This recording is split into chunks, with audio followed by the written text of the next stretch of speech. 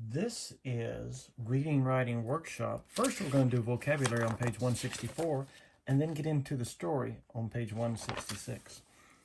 Appreciation. Graham showed her appreciation for my help by giving me a hug. How do you show appreciation for someone's help? Talk to your guide on the side about that. Blurted. By mistake, I blurted out the secret about the surprise. How would you feel after you blurted out a surprise? Well, I wouldn't feel very good. You just say it before you realize you're saying it. Complimenting. Complimenting me when I do well makes me feel great. If you were complimenting a friend, what would you say? Now, if you come up with a good idea, send it to me on Class Dojo. I'd like to hear it. Congratulate. After Nikki lost the race, she went over to congratulate the winner. What might you congratulate someone for? Something that was really good. Congratulations. That means you did well. And I'm glad you did. Contradicted. The witness contradicted what he had said earlier, and the lawyer pointed it out. When have you contradicted something you said previously? Be a good way to get yourself in trouble. Somebody would know that you're lying that way. Critical. A critical person often finds fault with what others do and points it out. When have you been critical of yourself? Talk to your folks about that one. Maybe you need to be a little bit nicer to yourself. Cultural. Languages, floods, foods, and celebrations are examples of cultural differences, not floods, foods. Give 2 examples of cultural activities. Maybe going to a 4th of July parade or fireworks display or George Fest or something like that, or going to light up Eustis or light up Mount Dora or light up Leesburg. Do they have a light up Fruitland Park? I don't know. I don't live in Fruitland Park. Misunderstanding. Mira wore the wrong clothes as a result of a misunderstanding. How would you handle a misunderstanding with a friend? Well, I hope it doesn't get out of hand. It was all just a misunderstanding. We didn't understand what was going on, and we made a mistake. Let's get into the story. A Reluctant Traveler, page 166. The genre is realistic fiction. Essential question, what can learning about different cultures teach us? Read about what Paul discovers in Argentina and what he learns about himself. I think packing winter clothes in August is weird, Paul said, looking from his bedroom window onto West 90th Street. This wasn't going to be a fun vacation. He was sure of it. His mom contradicted. Now there's a vocabulary word. It's not weird, honey. Argentina's in the southern hemisphere, and we're in the northern hemisphere. So the seasons are opposite. Did you know that? I did. To Paul, this was just another reason to want to stay in New York City.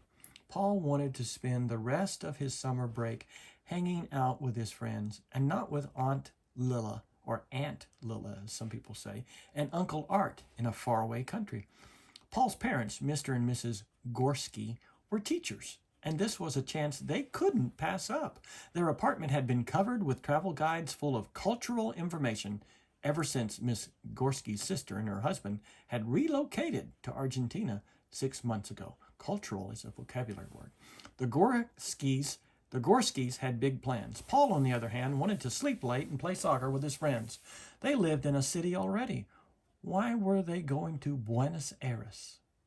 As their plane took off, Paul's dad said, "Look down there.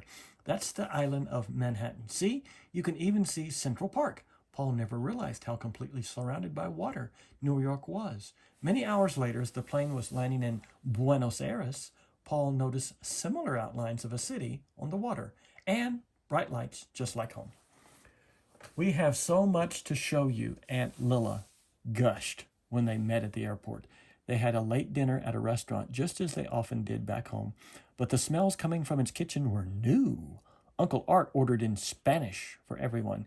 Empanadas, small meat pies, followed by peralada, grilled meat, chimichurri, spicy sauce, and ensalada mixta, lettuce, tomatoes, and onions. Paul made a face. "Don't be critical, Paul." There's a vocabulary word. His mom said, "Just take a taste."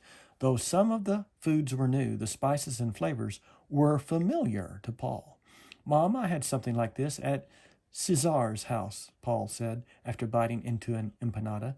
"This is really good." As he was complimenting the food, Paul felt his bleak mood improving. Complimenting is a vocabulary word. Their first full day in Buenos Aires brought a rush of new sights, sounds, and languages. Paul noticed that, like New York, Buenos Aires had people from all over the world. His Aunt Lilla remarked, "We speak Spanish, but I really need to be multilingual." On a plaza, Paul saw a group of people dancing to music he'd never heard. Paul had seen break dancing on the street, but never dancing like this. "That's the tango," Uncle Art said. "It's the dance Argentina is famous for." Being a soccer player, Paul, I know you have an appreciation for people who move well. Appreciation is a vocabulary word. "You know, that is pretty cool," Paul admitted. Around noon, they piled back into the car and drove to the most unusual neighborhood Paul had seen yet. All the buildings were painted or decorated in yellow and blue. Soccer season has started here," his Aunt Lilla said. "Huh?" Paul asked, wondering if there had been a misunderstanding. There's a vocabulary word. "Isn't it too cold for soccer?" he asked. "It's nearly spring." And his aunt added, "Boca and River are playing at La Bombonera, the famous stadium, this afternoon." She held out her hand, which held 5 tickets to see these big teams play. Paul couldn't believe it. "We're in the neighborhood of La Bombonera?" Uncle Art said. "When Boca beats their rival, River, the people decorate their neighborhood in Boca colors. Maybe I could paint my room in soccer team colors," Paul blurted. There's another vocabulary word. His mom smiled. "I congratulate you, Paul." There's another vocabulary word. "You've turned out to be a really great traveler." Paul smiled too. Make connections. Talk about what Paul and his family learned about the culture of Argentina. What did Paul learn about himself? That's an essential question. You could talk to your guide on the side about that. What has learning about a different culture taught you? Have you ever learned about another country and what they do there? Their culture?